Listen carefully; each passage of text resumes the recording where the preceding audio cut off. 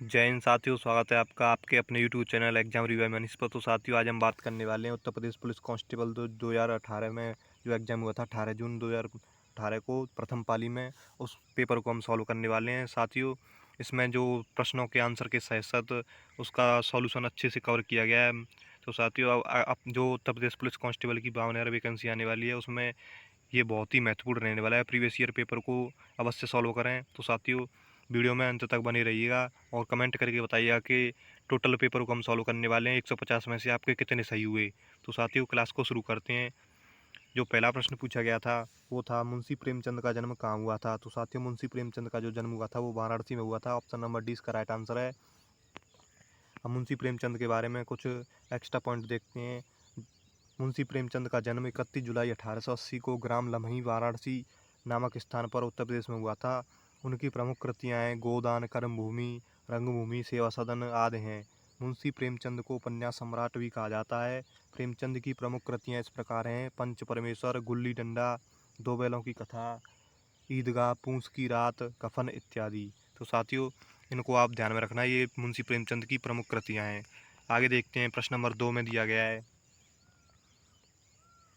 प्रश्न नंबर 2 में दिया गया निम्नलिखित में से कौन सा उत्तर प्रदेश का पुराना विश्वविद्यालय है। तो साथियों, सबसे जो पुराना विश्वविद्यालय है वो है ऑप्शन नंबर डी, इलाहाबाद केंद्रीय विश्वविद्यालय। इसका राइट आंसर हो जाएगा ऑप्शन नंबर डी। आगे देखते हैं। उत्तर प्रदेश का सबसे पुराना विश्वविद्यालय इलाहाबाद विश्वविद्यालय है, जिसकी स्थापना 1887 ईस्वी में की गई थी। सर सैयद अहमद खान द्वारा 1877 में एंग्लो ओरिएंटल कॉलेज की स्थापना की गई, जो कि वर्ष 1920 में अलीगढ़ मुस्लिम विश्वविद्यालय में परिवर्तित हो गया। काशी विद्यापीठ की स्थापना वर्ष 1921 में से प्रसाद गुप्त तथा भगवान दास द्वारा की गई थी। 1995 में इसका नाम परिवर्तित कर महात्मा गांधी काशी विद्यापीठ कर दिया गया। बनारस हिंदू विश्वविद्यालय की स्थापना 1916 में की गई थी। तो साथियों, इन पॉइंटों को आप ध्यान में रखना, आपके एग्जाम में आने वाले जो उत्तर प्रदेश पुलिस कांस्टेबल की उसमें बहुत ही महत्वपूर्ण रहने वाली है। आगे देखते हैं। जो प्रश्न नंबर 3 दिया गया है, उत्तर प्रदेश किस शहर को पूर्व का ग्रास के नाम से जाना जाता है। उत्तर प्रदेश के किस शहर को पूर्व का ग्रास के नाम से जाना जाता है, वो है ऑप्शन नंबर डी, कन्नौज को पूर्व का ग्रास कहा जाता है। तो साथियों, अब पूर्व के ग्रास के बारे में पॉइंट देखते हैं। फ्रांस के शहर ग्रास को विश्व के इत्र से राजधानी कहा जाता है। तो साथियों, जो फ्रांस का शहर है ग्रास है, उसको विश्व की इत्र राजधानी कहा जाता है। इसी संदर्भ में उत्तर प्रदेश के कन्नौज शहर को पूर्व का ग्रास के नाम से जाना जाता है। कन्नौज इत्र एवं सुगंधित तेल के लिए प्रसिद्ध है। मुरादाबाद पीतल के लिए, वाराणसी लकड़ी के लिए, लकड़ी के खिलौने के लिए, जरी व चिकन के काम के लिए प्रसिद्ध है। वाराणसी में लकड़ी के खिलौने और जरी व चिकन ज़्यादा बनाए जाते हैं। तो साथियों, ये वाराणसी इसलिए प्रसिद्ध है। आगे देखते हैं। प्रश्न नंबर 3 में दिया गया है साथियों, प्रश्न नंबर 4 दिया गया है। प्रश्न नंबर 4 में किस पड़ोसी देश को land of the thunder dragon कहा जाता है। तो साथियों, इसका जो आंसर हो जाएगा वो राइट आंसर हो जाएगा भूटान। भूटान को land of the thunder dragon कहा जाता है। अब आगे देखते हैं। एक्स्ट्रा पॉइंट देखते हैं। भारत के पड़ोसी देश भूटान को land of the thunder dragon कहा जाता है तथा लैंड ऑफ थंडर बोल्ट भी कहा जाता है। साथियों, ये आप ध्यान में रखना, जो भूटान है उसको land of the thunder dragon और लैंड ऑफ थंडर बोल्ट ये दोनों भी कहा जाता है। भूटान की सीमा को स्पर्श करने वाले भारतीय राज्य हैं पश्चिम बंगाल, सिक्किम, अरुणाचल प्रदेश तथा असम। ये 4 राज्य जो हैं वो भूटान की सीमा को स्पर्श करते हैं। आगे देखते हैं। प्रश्न नंबर 5 दिया गया है। प्रश्न नंबर 5 में दिया गया है 2017 में कजुआ इशिगुरो को किस विधा में नोबेल पुरस्कार मिला था। तो साथियों, 2017 में जो कजुआ इशिगुरो को किस विधा में नोबेल पुरस्कार दिया गया था, वो दिया गया था साहित्य के लिए। इसका राइट आंसर हो जाएगा साहित्य। अब देखते हैं। वर्ष 2017 में मशहूर ब्रिटिश लेखक कजुआ इशिगुरो को साहित्य का नोबेल पुरस्कार प्रदान किया गया। The remains of the day इसका प्रसिद्ध उपन्यास था। वर्ष 2020 में साहित्य का नोबेल पुरस्कार अमेरिकी कवयित्री लुइस ग्लक को दिया गया। द वाइल्ड्स आयरिस इनकी प्रसिद्ध काव्य संग्रह है। तो साथियों, अब आने वाले एग्जाम में ये प्रश्न बन सकता है, वर्ष 2020 में साहित्य का नोबेल पुरस्कार अमेरिकी कवयित्री लुइस ग्लक को दिया गया है। ये आप ध्यान में रखना। द वाइल्ड आयरिस इनकी प्रसिद्ध काव्य संग्रह है, इसलिए दिया गया है। आगे देखते हैं। प्रश्न नंबर 6 है पाकिस्तानी सीनेट में विपक्ष की पहली महिला नेत्री कौन थी। तो इसका राइट आंसर हो जाएगा वो हो जाएगा शेरी रहमान, इसकी विपक्ष की पहली महिला नेत्री हैं। आगे देखते हैं। पाकिस्तानी पाकिस्तान पीपल्स पार्टी की नेत्री शेरी रहमान पाकिस्तानी सीनेट में विपक्ष की पहली महिला नेत्री बनी। नेक्स्ट क्वेश्चन नंबर 7 देखते हैं। 7 में दिया गया है सीकर तकनीकी के साथ भारत की क्रूज मिसाइल कौन सी है। तो साथियों, भारत की क्रूज मिसाइल जो है वो ब्रह्मोस, इसका राइट आंसर हो जाएगा ब्रह्मोस मिसाइल भारत की क्रूज मिसाइल है, सीकर तकनीक के साथ बनी हुई है। आगे देखते हैं, भारत द्वारा रूस के सहयोग से बनाई गई क्रूज मिसाइल ब्रह्मोस सीकर तकनीकी से युक्त है। ब्रह्मोस एक सुपरसोनिक क्रूज मिसाइल है। इस मिसाइल का नाम भारत की ब्रह्मपुत्र और रूस की मस्कवा नदी के नाम पर ब्रह्मोस रखा गया है। तो साथ ही ये बहुत ही मोस्ट इंपोर्टेंट पॉइंट हैं, इनको आप ध्यान में रख लीजिएगा। आपके एग्जाम को देखते हुए हमने ये जो एक्स्ट्रा पॉइंट आपके लिए बनाए हैं। तो साथियों, आगे देखते हैं, अगला प्रश्न दिया गया है, प्रश्न नंबर 8 दिया है, भारत और पाकिस्तान के बीच कितनी सीमा पार ट्रेन चलती हैं। तो साथियों, जो सीमा पार ट्रेन चलती हैं वो ऑप्शन नंबर सी सही हो जाएगा, 2 ट्रेनें चलती हैं। आगे देखते हैं, भारत और पाकिस्तान के बीच पूर्व में समझौता एक्सप्रेस तथा थार एक्सप्रेस 2 ट्रेनें संचालित होती थीं।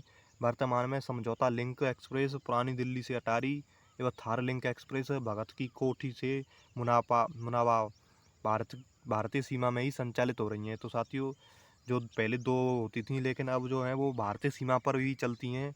वो एक चलती है पुरानी दिल्ली से अटारी तक समझौता लिंक एक्सप्रेस, और थार लिंक एक्सप्रेस चलती है भगत की कोठी से मुनाबाव तक। ये आप अपने एग्जाम में देखने को मिलेंगे साथियों, इनको ध्यान में रखना। प्रश्न नंबर 9 में दिया गया है, हाल ही में एक वैश्विक डेटा चोरी अपराध में किस कंपनी का नाम आया था। तो साथियों, ये 2018 का करंट अफेयर से संबंधित क्वेश्चन था। इसका जो कंपनी का नाम आया था डेटा चोरी में, उसका आया था Cambridge Analytica. Option number D इसका राइट आंसर हो जाएगा।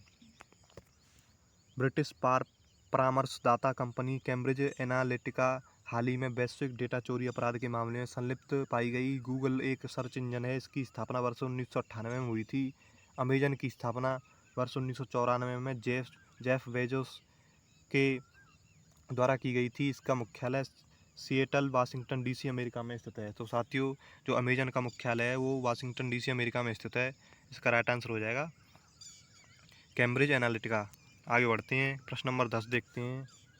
15वीं रूस भारत चीन त्रिपक्षीय विदेश मंत्रियों की बैठक दिसंबर 2017 में हुई थी। साथियों, ये 2018 में वैकेंसी आई थी, तो इसलिए करंट अफेयर संबंधित क्वेश्चन पूछे गए थे। तो साथियों, ये जो त्रिपक्षीय बैठक हुई थी वो हुई थी नई दिल्ली में। इसका राइट आंसर हो जाएगा ऑप्शन नंबर डी, नई दिल्ली।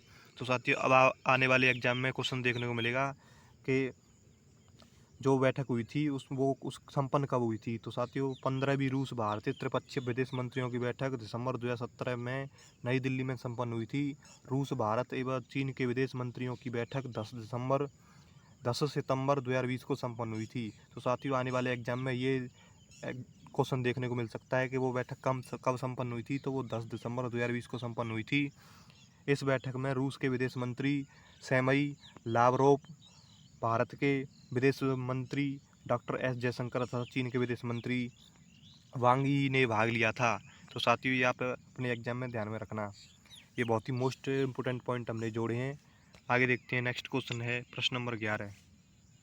प्रश्न नंबर 11 में दिया गया, भारत में ब्रिटिश शासन का बड़े पैमाने पर विस्तार सहायक संधियों के माध्यम से हुआ, जो गवर्नर जनरल के शासनकाल में शुरू की गई थी। तो साथियों, कौन सा गवर्नर जनरल था, वो लॉर्ड वेलेजली था, जिसके शासनकाल में बड़े पैमाने पर विस्तार सहायक संधियों के माध्यम से हुआ। इसका right answer option number C. आगे देखते हैं, लॉर्ड वेलेजली जो था, लॉर्ड वेलेजली ने भारतीय राज्यों को अंग्रेजी राजनीतिक परिधि में लाने के लिए एक सहायक संधि का प्रयोग किया। वेलेजली की सहायक संधि को स्वीकार करने वाले राज्य थे हैदराबाद। जो 1798 में वेलेजली को संधि को स्वीकार किया था वो हैदराबाद था। ये आपके एग्जाम में देखने को मिलेगा।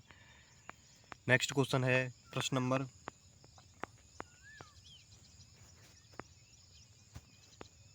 साथियों, कुछ देखते हैं। जो मैसूर हुआ था, जो वेलेजली की संधि को इसने भी मंजूर किया था, वो था मैसूर ने समझौता किया था, वो किया था 1799। तंजौर अक्टूबर 1799। अवध ने, साथियों ये आप सम देखते रहिएगा, पेशवा ने, बरार के भोंसले ने तथा सिंधिया ने 1793 में लॉर्ड कार्नवालिस के कार्यकाल में स्थायी बंदोबस्त को लागू किया गया। लॉर्ड हेस्टिंग्स के गवर्नर जनरल कार्यकाल 1813 से 23 तक लॉर्ड हेस्टिंग्स गवर्नर जनरल में ही आंग्ल नेपाल युद्ध हुआ था, जो कि 1815 की संगोली की संधि पर हस्ताक्षर में समाप्त हुआ।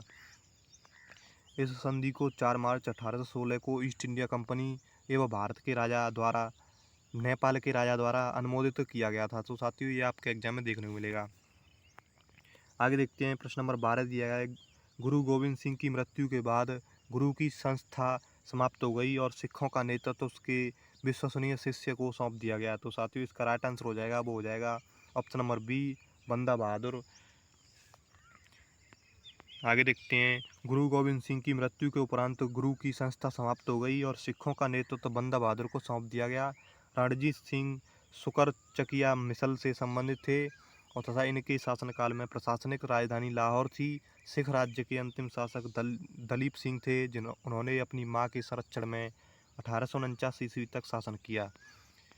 आगे देखते हैं, नेक्स्ट क्वेश्चन है प्रश्न नंबर 13, पाकिस्तान नाम सबसे पहले किसके द्वारा गढ़ा गया था। तो साथियों, पाकिस्तान नाम जो है वो चौधरी रहमत अली के द्वारा गढ़ा गया था। इसका राइट आंसर ऑप्शन नंबर सी।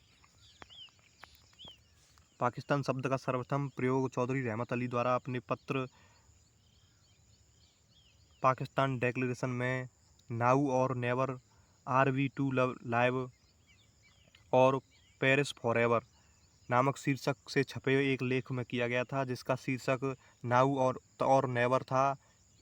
इसमें प्रस्तुत किया गया था 23 मार्च 1940 को मोहम्मद अली जिन्ना की अध्यक्षता में मुस्लिम लीग के लाहौर अधिवेशन में भारत से एक अलग मुस्लिम राष्ट्र पाकिस्तान की मांग की गई थी। मौलाना अब्दुल कलाम आज़ाद वर्ष 1940 में रामगढ़ अधिवेशन में कांग्रेस अध्यक्ष बने तथा ये स्वतंत्रता के पूर्व भारतीय राष्ट्रीय कांग्रेस के सर्वाधिक समय तक लगातार 6 वर्ष तक अध्यक्ष रहे थे।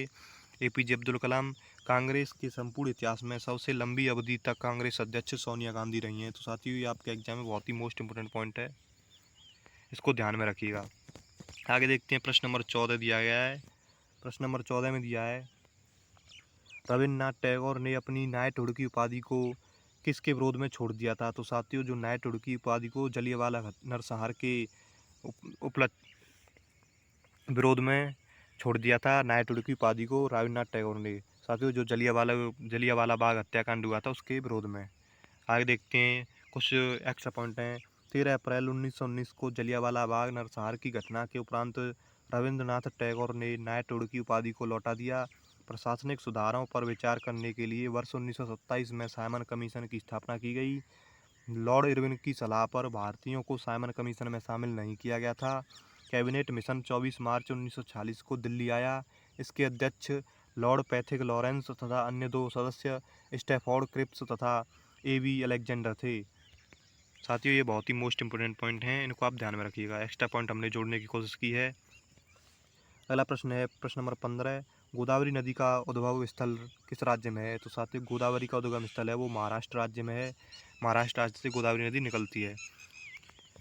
गोदावरी प्रायद्वीपीय भारत की सबसे लंबी एवं संपूर्ण भारत की दूसरी सबसे लंबी नदी है। गंगा के बाद गंगा पहली नदी सबसे लंबी नदी है। यह महाराष्ट्र के नासिक के त्र्यंबकेश्वर की पहाड़ी से निकलती है। गोदावरी नदी जो है वो महाराष्ट्र के त्र्यंबकेश्वर पहाड़ी से निकलती है और दक्षिण मध्य भारत को पार कर दक्षिण पूर्व की ओर बहती हुई बंगाल की खाड़ी में मिल जाती है। प्रायद्वीपीय नदियों में गोदावरी का अपवाह तंत्र सबसे बड़ा है। इसकी द्रोणी महाराष्ट्र, तेलंगाना, आंध्र प्रदेश, मध्य प्रदेश, उड़ीसा, छत्तीसगढ़, कर्नाटक, पुडुचेरी में स्थित है। तो साथियों, आगे देखते हैं, प्रश्न नंबर 16 दिया गया है। प्रश्न नंबर 16 में दिया है, भारत की सबसे बड़ी मीठे पानी की झील कौन सी है। तो साथियों, इसका राइट आंसर हो जाएगा, वो हो जाएगा वुलर झील। सबसे मीठे पानी की झील है वुलर झील। आगे देखते हैं, भारत की सबसे मीठे ताजे पानी की झील वुलर झील है, जो जम्मू कश्मीर केंद्र शासित प्रदेश में स्थित है। यह झेलम नदी पर निर्मित गोखुर झील का उदाहरण है। डल झील श्रीनगर, जम्मू कश्मीर में स्थित मीठे पानी की झील है। लोकटक झील मणिपुर राज्य में स्थित ताजे पानी की झील है। चिल्का झील उड़ीसा राज्य में महानदी के मुहाने पर स्थित खारे पानी की लेगुन झील है। सो साथियों, ये आपके एग्जाम में बहुत ही इम्पोर्टेंट रहने वाली है वीडियो। अगर वीडियो पसंद आ रही हो तो वीडियो को लाइक कीजिए और चैनल को सब्सक्राइब कीजिए और ज़्यादा से ज़्यादा शेयर कीजिए। नेक्स्ट क्वेश्चन नंबर 17, भारतीय संविधान में कानून बनाने की निर्धारित प्रक्रिया काफ़ी हद तक के संविधान द्वारा प्रभावित है। तो साथियों, भारतीय संविधान में जो कानून बनाने की निर्धारित प्रक्रिया है वो किस देश से प्रभावित है? तो साथियों, वो जापान देश से प्रभावित है। इसका राइट आंसर हो जाएगा ऑप्शन नंबर सी। आगे देखते हैं।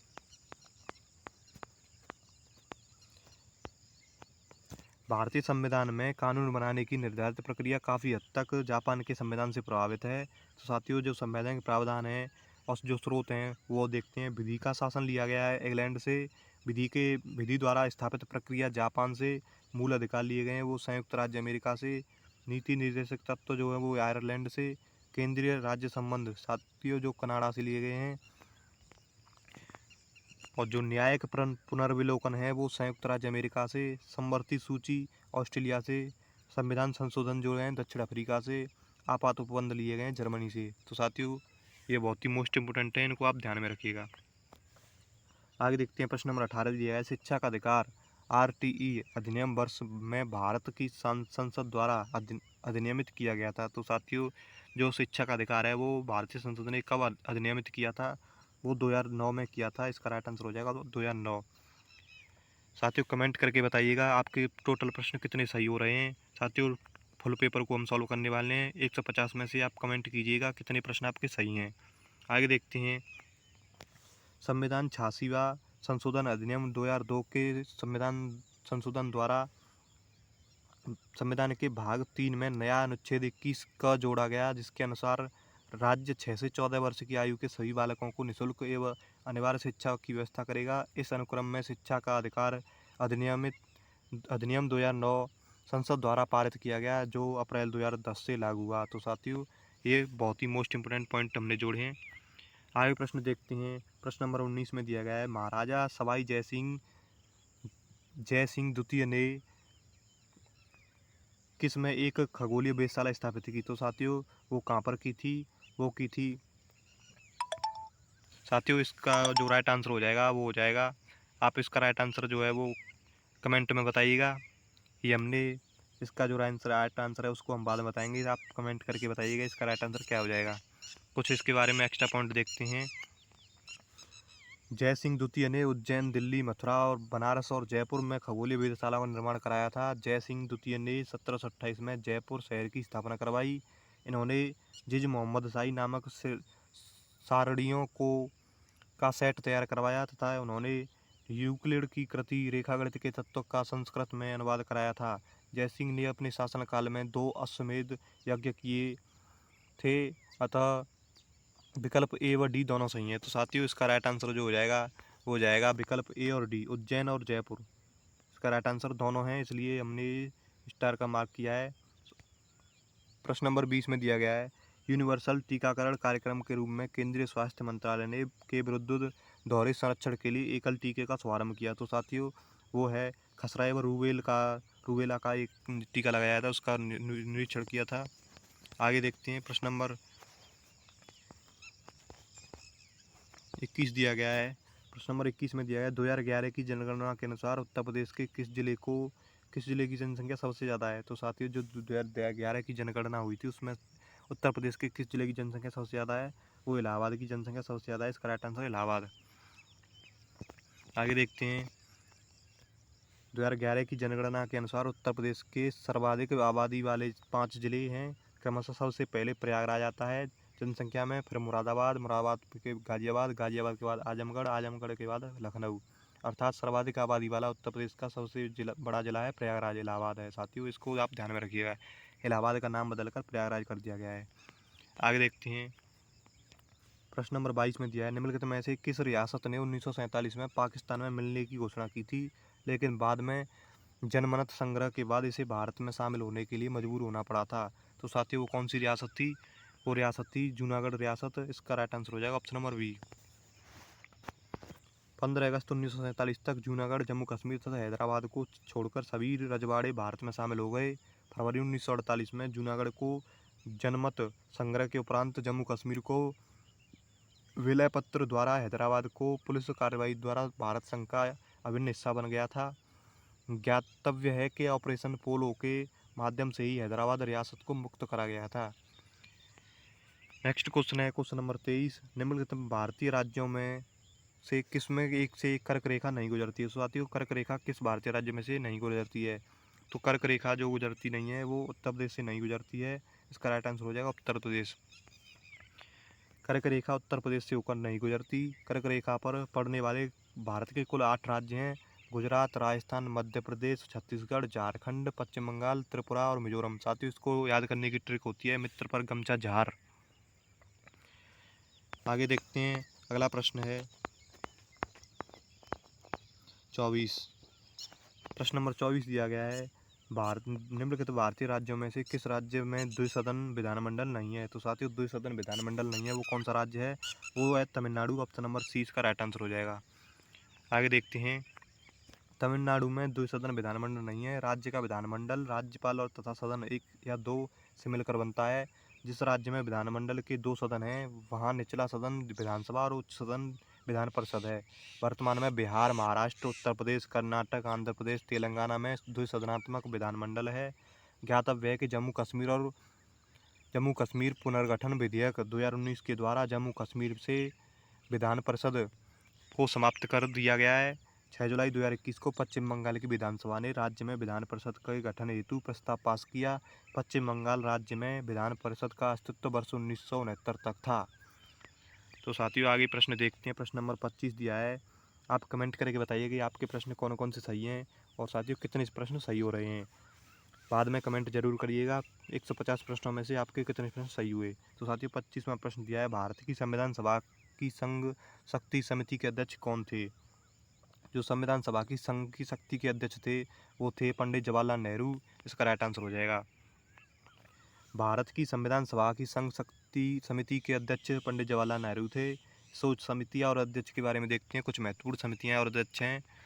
संघ शक्ति समिति के अध्यक्ष जवाहरलाल नेहरू, संघीय संविधान समिति के भी अध्यक्ष जवाहरलाल नेहरू, प्रांतीय संविधान समिति के अध्यक्ष जो सरदार वल्लभ भाई पटेल, प्रारूप समिति के अध्यक्ष BR अम्बेडकर, प्रक्रिया नियम समिति के अध्यक्ष डॉक्टर राजेंद्र प्रसाद, संचालन समिति के अध्यक्ष डॉक्टर राजेंद्र प्रसाद,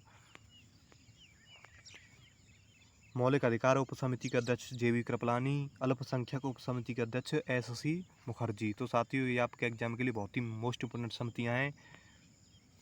आगे देखते हैं प्रश्न नंबर 26। प्रश्न नंबर 26 का आप कमेंट करके उत्तर दीजिएगा। हमसे पहले प्राचीन गणित पुस्तक गणित सार संग्रह द्वारा लिखी गई थी। तो साथियों जो प्राचीन गणित पुस्तक गणित संग्रह सार है वो किसके द्वारा लिखी गई थी? वो लिखी गई थी महावीर आचार्य जी के द्वारा। ऑप्शन नंबर 20 का राइट आंसर हो जाएगा। साथियों ये हम आपके लिए सॉल्यूशन साथ ही साथ लेकर आए हैं कि आपके एग्जाम में ये बहुत ही महत्वपूर्ण रहने वाले हैं। मैसूर के महावीराचार्य ने गणित सार संग्रह पुस्तक की रचना किया था। आर्यभट्ट ने आर्यभट्टीय ग्रंथ की रचना की थी जो वैदिक गणित का प्रमुख ग्रंथ है। भास्कराचार्य द्वारा सिद्धांत शिरोमणि नामक पुस्तक की रचना की थी जिसके 4 भाग लीलावती, बीजगणित, गणिताध्याय और गोलाध्याय। साथियों जो आचार्य भास्कराचार्य ने सिद्धांत शिरोमणि नामक पुस्तक की रचना की थी उसमें 4 भाग हैं, लीलावती, बीजगणित, गीताध्याय और गोलाध्याय। नेक्स्ट क्वेश्चन है प्रश्न नंबर 27 देखते हैं। प्रश्न नंबर 27 में दिया गया है, किसने एक अंग्रेजी पुस्तक अनलैसिंग इंडिया लिखी थी जो बताती है कि भारत 25 से 30 वर्षों तक महाशक्ति जैसे कैसे बन सकता है? तो साथियों जो 25 से 30 वर्षों में महाशक्ति कैसे बन सकता है वो कौन सी पुस्तक जो है अंग्रेजी पुस्तक है उसका नाम है वीरप्पा मोइली। इसका राइट आंसर हो जाएगा वीरप्पा मोइली। कांग्रेस के वरिष्ठ नेता वीरप्पा मोइली द्वारा अंग्रेजी पुस्तक अनलैसिंग इंडिया लिखी गई थी। इस पुस्तक में भारत 25 से 30 वर्षों में वैश्विक महाशक्ति कैसे बन सकता है इसका वर्णन किया गया है। शशि थरूर द्वारा लिखित पुस्तक an era of darkness the British empire in one India है। तो साथियों शशि थरूर की आपके एग्जाम में देखने को मिलती है। इसकी जो पुस्तक है an era of darkness the British empire in India, इस पुस्तक को आप ध्यान में रखिएगा। आगे प्रश्न है प्रश्न नंबर 28। दिसंबर 2016 में भारतीय रेल ने आनंद विहार और किसके बीच पहली हमसफर श्रेणी ट्रेन की शुरुआत की? तो इसका राइट आंसर हो जाएगा वो गोरखपुर और आनंद विहार के बीच जो हमसफर श्रेणी ट्रेन की शुरुआत की गई थी। इसका right answer option number B. दिसंबर 2016 में भारतीय रेलवे ने आनंद विहार टर्मिनल नई दिल्ली और गोरखपुर जंक्शन के बीच पहली हमसफर श्रेणी के ट्रेन की शुरुआत की। GPS और CCTV कैमरे से युक्त हमसफर एक्सप्रेस की बोगी का निर्माण LHV तकनीकी से किया गया था। नेक्स्ट क्वेश्चन देखते हैं, प्रश्न नंबर 29 में दिया गया है, प्रसिद्ध सूफी संत शेख सलीम चिश्ती की दरगाह उत्तर प्रदेश के किस जिले में स्थित है? तो साथियों, जो शेख सलीम चिश्ती की दरगाह है वो फतेहपुर सीकरी में स्थित है। इसका राइट आंसर हो जाएगा option number C. Sheikh Salim Chishti की दरगाह उत्तर प्रदेश के फतेहपुर सीकरी में स्थित है। सम्राट अकबर ने अपने पुत्र का नाम शेख सलीम चिश्ती के नाम पर सलीम रखा, जो आगे चलकर जहांगीर के नाम से जाने गए। फतेहपुर सीकरी शहर की स्थापना अकबर ने गुजरात विजय के बाद करवाई थी। यहीं पर अकबर ने बुलंद दरवाजा, जोधाबाई महल, पंचमहल, दीवान ए खास आदि का निर्माण करवाया था। तो साथियों, फतेहपुर सीकरी में ये सभी बहुत ही महत्वपूर्ण स्थित हैं, इसको आप ध्यान में रखिएगा। क्वेश्चन नंबर 30 देखते हैं, हिमालय का तीसरा सबसे बड़ा शिखर कौन सा है? जो साथियों, हिमालय का तीसरा सबसे बड़ा शिखर है वो है माउंट कंचनजंगा।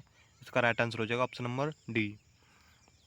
सिक्किम के उत्तर पश्चिम भाग में नेपाल की सीमा पर स्थित कंचनजंगा हिमालय की एक विश्व की तीसरी सबसे ऊंची चोटी है। इसकी ऊंचाई 8598 मीटर है। होद से 8516 मीटर ऊंची विश्व की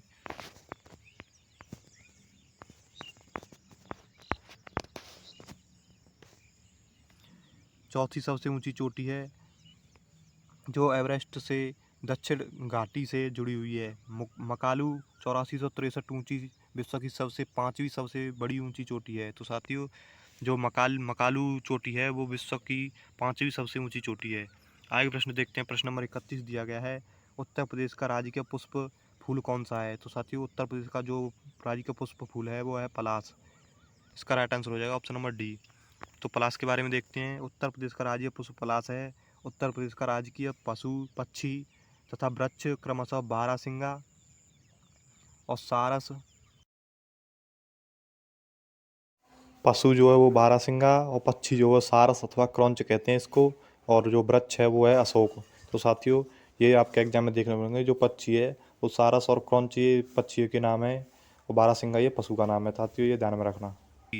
नेक्स्ट क्वेश्चन, प्रश्न नंबर 32 में दिया गया है, मनुष्यों में पित्त का उत्पादन किस अंग में होता है? तो साथियों, मनुष्यों में पित्त का उत्पादन होता है वो ऑप्शन नंबर सी, जिगर में होता है। इसका राइट आंसर हो जाएगा ऑप्शन नंबर सी। जिगर द्वारा मनुष्य के पित्त का उत्पादन होता है, जो पित्ताशय में जमा रहता है। पित्त रस का भोजन को अम्लीय से क्षारीय बनाता है।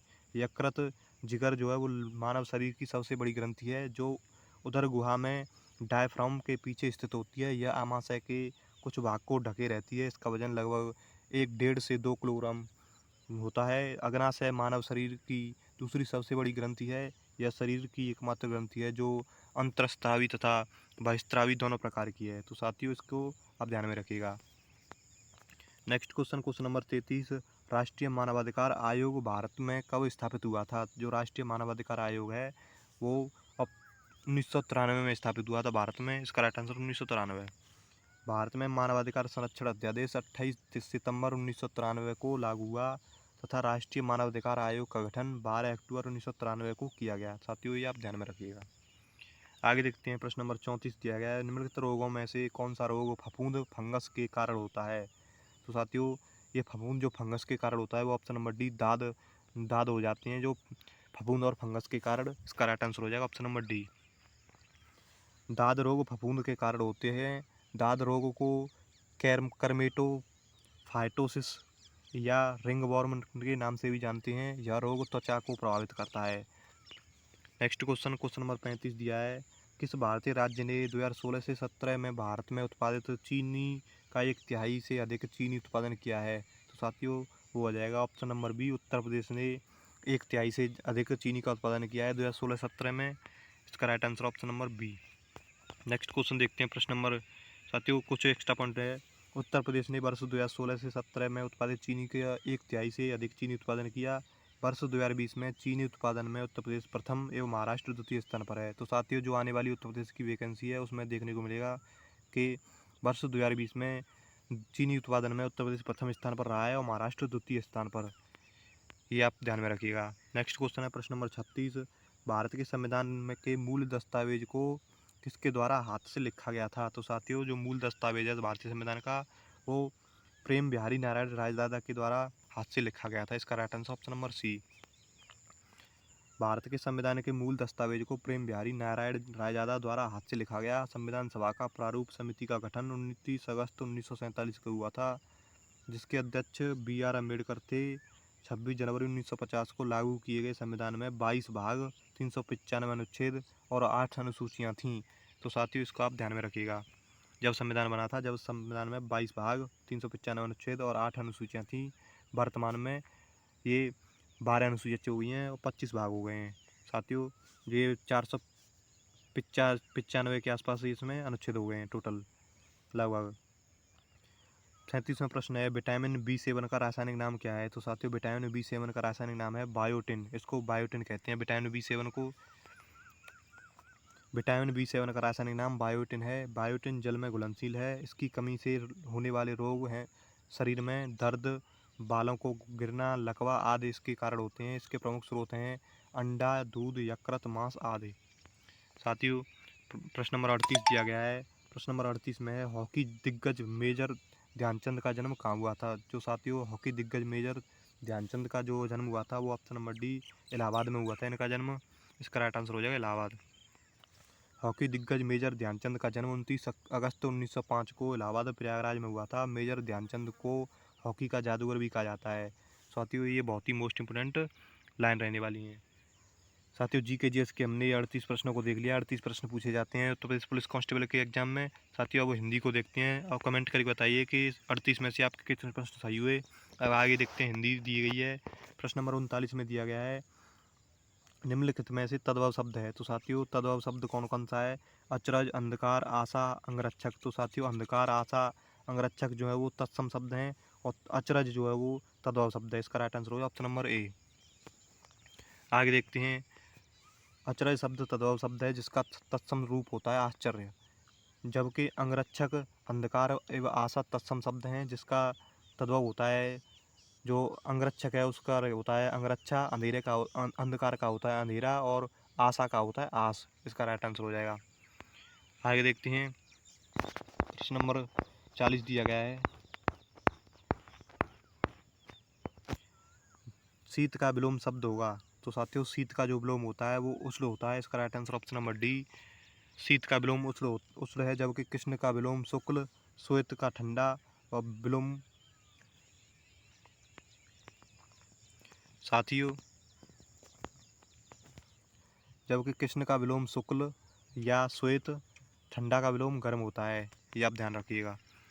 41 दिया गया है, कर का अर्थ नहीं होता है। जो कर का अर्थ नहीं होता है वो कौन सा है? तो साथियों, कर का मतलब हाथ होता है, टैक्स होता है, क्रेड होता है, सूर्य नहीं होता है। कर का अर्थ सूर्य नहीं होता है। इसका right answer option number A. कर का अर्थ सूर्य नहीं होता है। सूर्य का पर्यायवाची शब्द है सूरज, मार्तंड, दिवाकर, प्रभाकर, दिनकर, भानु, रवि आदि। हाथ का पर्यायवाची शब्द कर, हस्त, पाणी।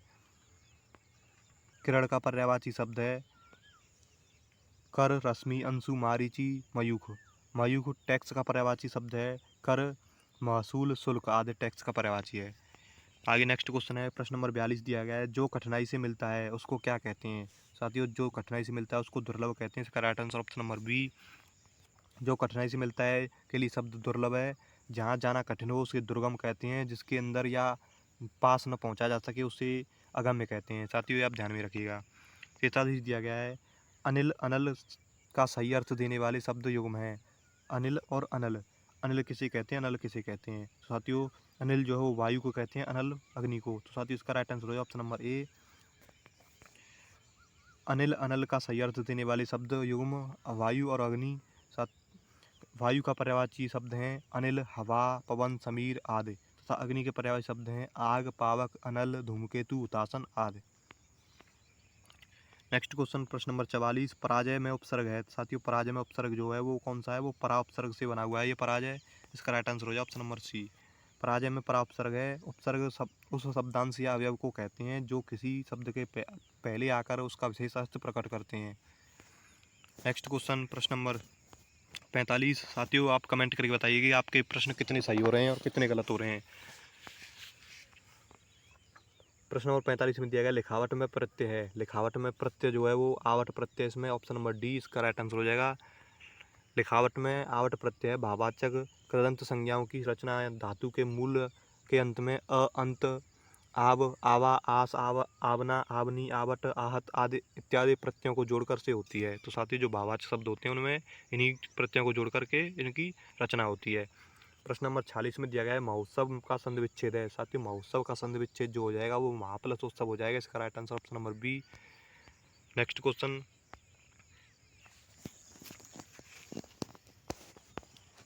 47 दिया गया है। मैंने घर जाना था। वाक्य में अशुद्ध अंश है। साथियों ये वाक्य अशुद्ध है, इसमें अशुद्ध वाक्य छांटना, अशुद्ध अंश छांटना है। मैंने घर जाना था, तो इसमें जो है घर जाना था ये सही है। मैंने की जगह पे आना था मुझे घर जाना था। तो साथियों मैंने ये शब्द जो है वो गलत है। इसका राइट आंसर हो जाएगा ऑप्शन नंबर ए। मैंने घर जाना था वाक्य में अशुद्ध अंश मैंने है। यहाँ मैंने की जगह मुझे शब्द का प्रयोग होगा, मुझे घर जाना था। तो साथियों ये शुद्ध वाक्य हो जाएगा, मुझे घर जाना था। इसका right answer option number A. Next question प्रश्न नंबर 48 दिया गया है। देशभक्ति में समास है। साथियों देशभक्ति में जो समास हो जाएगा वो तत्पुरुष समास हो जाएगा। देश के लिए भक्ति। साथियों इसका जो राइट आंसर हो जाएगा वो ऑप्शन नंबर सी। तत्पुरुष समास में प्रथम पद गौड़ तथा अंतिम पद प्रधान होता है। इस समास में प्राय दोनों पद संज्ञा या पहला पद संज्ञा और दूसरा पद विशेषण होता है। जैसे देशभक्ति, देश के लिए भक्ति, विद्यालय, विद्यालय के लिए आलय, रसोई घर, रसोई के लिए घर।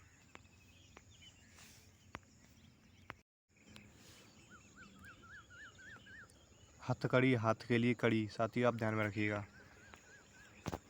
आगे देखते हैं प्रश्न नंबर 49 में दिया गया है। पुस्तक पढ़ी जाती है में कौन सा वाच्य है। पुस्तक पढ़ी जाती है में वाच्य है कर्मवाच्य। कृतवाच्य क्रिया के उस रूपांतर को कहते हैं जिससे यह ज्ञात होता है कि वाक्य का उद्देश्य क्रिया का कर्ता अर्थात क्रिया में कर्ता की प्रधानता है, जबकि जिस वाक्य में क्रिया कर्म के अनुसार हो उसे कर्मवाच्य कहते हैं। तो साथियों जो क्रिया है वो कर्म के अनुसार है। पुस्तक पढ़ी जाती है।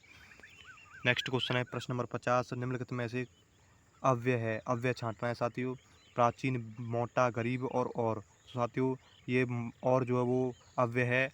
इसका प्रयोग अव्यय की तरह होता है। और समान अधिकार समुच्चय बोधक अव्यय है जो दो समान पदों, उपवाक्यों या वाक्यों को जोड़ते हैं, उन्हें समान अधिकार समुच्चय बोधक अव्यय कहते हैं। इसका राइट आंसर हो जाएगा option number D. Next question number 51 दिया है। हिंदी में पूर्ण विराम का चिन्ह है। साथियों हिंदी में पूर्ण विराम का चिन्ह जो हो जाएगा वो ऑप्शन नंबर सी हो जाएगा। ये पूर्ण विराम का चिन्ह है। हिंदी में पूर्ण विराम का चिन्ह होता है, जबकि ये जो चिन्ह है वो विस्मय बोधक चिन्ह, ये प्रश्नवाचक चिन्ह का बोध कराता है। साथियों इसका आप ध्यान में रखिएगा। प्रश्न नंबर 52 दिया गया है। दूध का धुला होना मुहावरे का अर्थ है। साथियों दूध का धुला होना अर्थात निर्दोष होना। इसका राइट आंसर हो जाएगा। प्रश्न नंबर 53 में देखते हैं। जिसकी लाठी उसकी भैंस लोकोक्ति का सही अर्थ है। साथियों जिसकी लाठी उसकी भैंस, शक्ति संपन्न आदमी अपना काम बना लेता है। इसका राइट आंसर हो जाएगा ऑप्शन नंबर बी।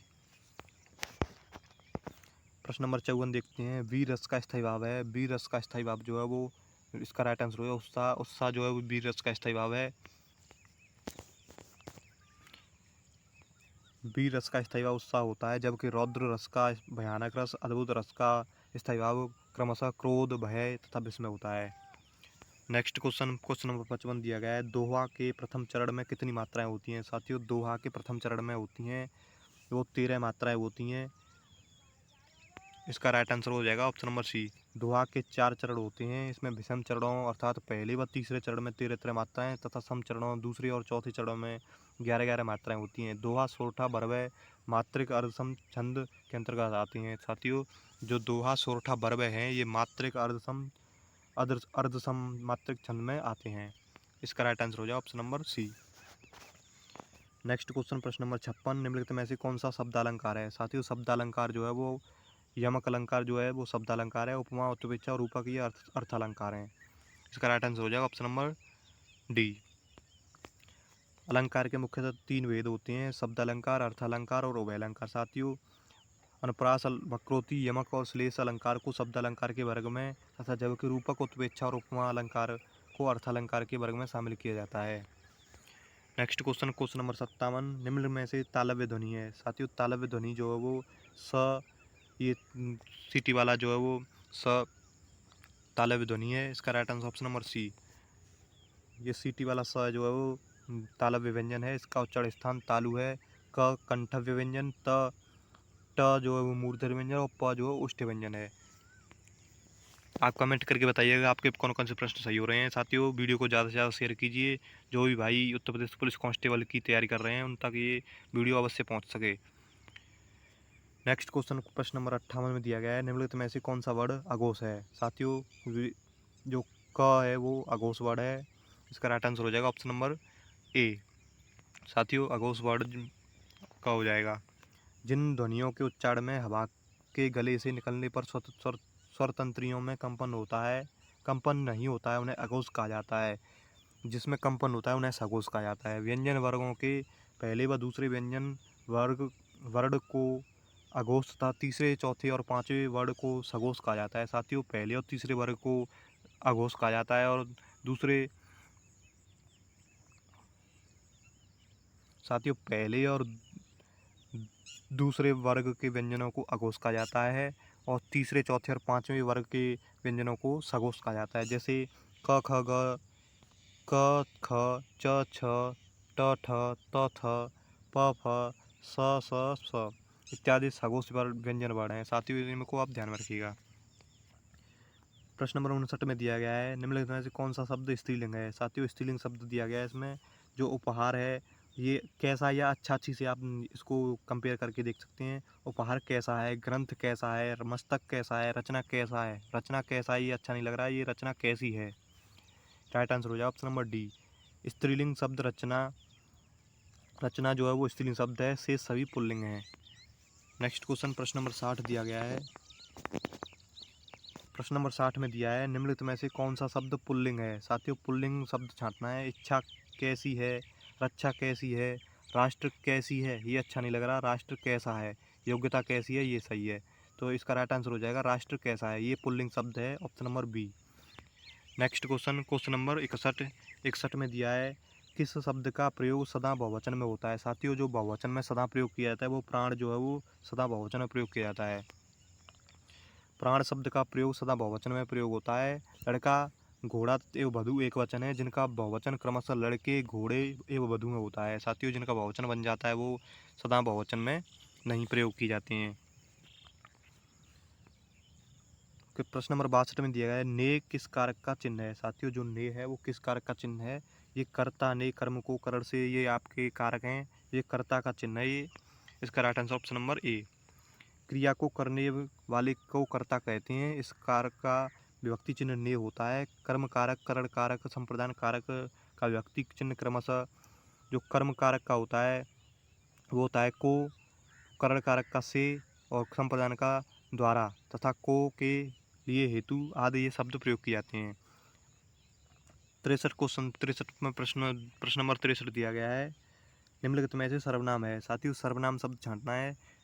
ये जो घर, पहाड़, नदी ये सभी संज्ञा हैं और ये जो है आप जो है वो एक सर्वनाम है। साथियों इसका right answer option number B. प्रश्न नंबर 64 में दिया है, निम्नलिखित में से विशेषण है। साथियों जो विशेषण है वो शांत ये विशेषण है। इसका right answer option number D. शांत गुणवाचक विशेषण है। संज्ञा या सर्वनाम की विशेषता बताने वाले शब्दों को विशेषण कहते हैं। विशेषण के मुख्य रूप से 4 भेद हैं, गुणवाचक, परिमाणवाचक, सार्वनामिक और संख्यावाचक। आगे प्रश्न देखते हैं। अगला प्रश्न है 65। प्रश्न नंबर 65 में दिया है, प्रेरणार्थक क्रिया है। साथियों प्रेरणार्थक क्रिया जो है वो कौन सी है, वो सुनना जो है वो प्रेरणार्थक क्रिया है। इसका right answer option number C. आगे देखते हैं, सुनना प्रेरणार्थक क्रिया है जब कर्ता किसी कार्य को स्वयं न करके किसी दूसरे के कार्य करने के लिए प्रेरित करता है तो उस क्रिया को प्रेरणार्थक क्रिया कहते हैं। मूल धातु के अंत में ना प्रत्यय जोड़ने से पहला प्रेरणार्थक तथा वाना प्रत्यय जोड़ने से दूसरा प्रेरणार्थक क्रिया बनता है। जैसे देना मूल धातु में प्रथम प्रेरणार्थक क्रिया का मूल रूप दिलाना व द्वितीय प्रेरणार्थक रूप क्रिया दिलवाना बनेगा, ये आप ध्यान में रखना। प्रश्न नंबर 66 दिया गया है, लड़के ने पुस्तक पढ़ी है वाक्य का काल है। तो साथियों लड़के ने पुस्तक पढ़ी है इस वाक्य में कौन सा काल है, वो हो जाएगा पूर्व वर्तमान काल। लड़के ने पुस्तक पढ़ी है जो अभी अभी वर्तमान में एक किया गया है काम संपूर्ण कर दिया है, तो पूर्व वर्तमान काल का ये उदाहरण है। नेक्स्ट आगे देखते हैं। साथियों ये एक गद्यांश दिया गया है, आप इस गद्यांश को देख सकते हैं। गद्यांश के 5 प्रश्न आते हैं। तो साथियों गद्यांश ये दिया गया है तो गद्यांश का प्रयोग शीर्षक हो सकता है। साथियों इसका जो शीर्षक हो जाएगा वो खेलों का गिरता विस्तार, इस ये शीर्षक हो जाएगा। ये आप देख सकते हैं यहाँ पर, ये खेल से संबंधित आप स्वाधीन स्वास्थ्य क्षेत्र में अभूतपूर्व उपलब्धियाँ प्राप्त की हैं, हम स्वतंत्र हुए, हमारी चेष्टा। साथियों ये खेल के ऊपर ये पैराग्राफ दिया गया है खेलों का इस विडंबना के क्या हो सकता है। ये खेलों के बारे में ये गद्यांश दिया गया है, तो इसका जो राइट आंसर हो जाएगा शीर्षक बनेगा वो खेलों का गिरता विस्तार, इसको दर्शाया गया है इस गद्यांश में। उपरोक्त गद्यांश का उपयुक्त शीर्षक खेलों का गिरता विस्तार है। नेक्स्ट क्वेश्चन साथियों, गद्यांश से 5 प्रश्न पूछे जाते हैं आपके एग्जाम में। 68 क्वेश्चन दिया गया है खेलों के गिरते स्तर का कारण नहीं है। तो साथियों खेलों के जो गिरते स्तर का कारण नहीं है वो खेलों के लिए राष्ट्रीय सम्मान इस पैराग्राफ के अनुसार ये है। प्रश्न नंबर 59 में दिया गया है खेलों पर नकारात्मक प्रभाव पड़ता है। तो साथियों आपसी गुटबंदी से होने से खेलों पर नकारात्मक प्रभाव पड़ता है। इसका right answer option number C. 70 में दिया है गद्यांश के अनुसार राष्ट्र की उपलब्धियों में नहीं है। तो साथियों राष्ट्र की उपलब्धियों में नहीं है, खेल जो राष्ट्र की उपलब्धियों में नहीं है गद्यांश में, इसी को नकारात्मक दिखाया गया है खेल को। इसका right answer option number C. प्रश्न नंबर 71 में दिया गया है खेलों में निर्धन राष्ट्र भी हमसे आगे निकल गए क्योंकि वहाँ हैं। तो साथियों वहाँ खेलों को राष्ट्र सम्मान के दर्जे से देखा जाता है, इसमें गद्यांश में दिखाया गया है। खेलों में निर्धन राष्ट्र भी हमसे आगे निकल गए क्योंकि वहाँ खेलों को राष्ट्र सम्मान का दर्जा प्राप्त है। प्रश्न नंबर 72 में देखते हैं बीजक किसकी रचनाओं का संग्रह है। तो साथियों जो बीजक है वो किसकी रचनाओं का संग्रह है, वो कबीरदास की रचनाओं का संग्रह है। बीजक कबीरदास की रचनाओं का संग्रह है, जबकि सूरदास की रचना सूरसागर एवं साहित्य लहरी हैं। तुलसीदास की रचनाएं श्री रामचरितमानस, गीतावली, दोहावली आदि, जबकि पद्मावत मलिक मोहम्मद जायसी की रचना है। तो साथियों आप इनमें ध्यान में रखना और कमेंट करके बताना कि आपके हिंदी में कितने प्रश्न सही हो रहे हैं, कितने गलत हो रहे हैं। साथियों हम फुल पेपर को सॉल्व करने वाले, टोटल 150 प्रश्न होते हैं पेपर में, फुल पेपर को सॉल्व करने वाले हैं। प्रश्न नंबर 73 का जो राइट आंसर हो जाए 73 को देखते हैं। अंधेरी नगरी नाटक के रचयिता कौन है। साथियों अंधेरी नगरी नाटक के रचना है वो हैं रचयिता हैं वो हैं भारतेंद्र हरिश्चंद्र, अंधेरी नगरी नाटक के रचयिता। प्रश्न नंबर 74 देखते हैं साथियों, इसके देखते हैं कुछ एक्स्ट्रा पॉइंट हैं। अंधेरी नगरी नाटक के रचयिता भारतेंद्र हरिश्चंद्र हैं। भारतेंद्र हरिश्चंद्र द्वारा लिखित अन्य नाटक हैं कर्पूर मंजूरी, भारत जननी, वैदिकी हिंसा, हिंसा न भवती, भारत दुर्दशा आदि। प्रश्न नंबर 74 दिया है कामायनी के रचनाकार हैं। साथियों कामायनी के रचनाकार कौन है, वो जयशंकर प्रसाद इस कामायनी के रचनाकार हैं। इसका राइट आंसर हो जाएगा ऑप्शन नंबर ए। कामायनी काव्य के रचनाकार जयशंकर प्रसाद हैं। तितली, कंकाल, चंद्रगुप्त, स्कंदगुप्त, ध्रुवसामिनी, उर्वशी, वन मिलन आदि इनकी रचना है। साथियों इनको आप ध्यान में रखिएगा। प्रश्न नंबर 75 दिया गया है गोदान किसका उपन्यास है। साथियों गोदान जो है वो किसका उपन्यास है, ये प्रेमचंद का उपन्यास है। गोदान मुंशी प्रेमचंद ने लिखा था। गोदान मुंशी प्रेमचंद द्वारा लिखा गया उपन्यास है। इसके द्वारा लिखित तो अन्य उपन्यास हैं साथियों, मुंशी प्रेमचंद के द्वारा अन्य लिखित उपन्यास सेवा सदन, निर्मला, गबन, रंगभूमि, कर्मभूमि आदि। साथियों ये हमारे जो हैं 37 प्रश्न पूछे जाते हैं हिंदी के, तो हिंदी हमने कवर कर ली है। साथियों अब वो देखते हैं संख्यात्मक एवं मानसिक योग्यता परीक्षण के जो क्वेश्चन है वो पूछे जाते हैं। अब हम देखते हैं संख्यात्मक एवं मानसिक योग्यता परीक्षण। साथियों आप कमेंट कर बताइए GK GS और हिंदी में आपके कितने प्रश्न सही हुए हैं। 75 प्रश्न अब तक हो चुके हैं। 75 प्रश्न में से आपके कितने क्वेश्चन सही हुए हैं। तो साथियों बचे हुए प्रश्न जो हैं वो सांख्यिक योग्यता और मानसिक अभिरुचि के प्रश्न हैं। उन इस पीडीएफ को हम आपको टेलीग्राम पर अपलोड करा देंगे। तो साथियों वहाँ से जाकर के डाउनलोड करने हैं और उसको आप लगा के ज़रूर देखना आपके टोटल प्रश्नों में से कितने सही हो रहे हैं। साथियों मिलते हैं किसी नेक्स्ट वीडियो में, तब तक के लिए जय हिंद जय भारत।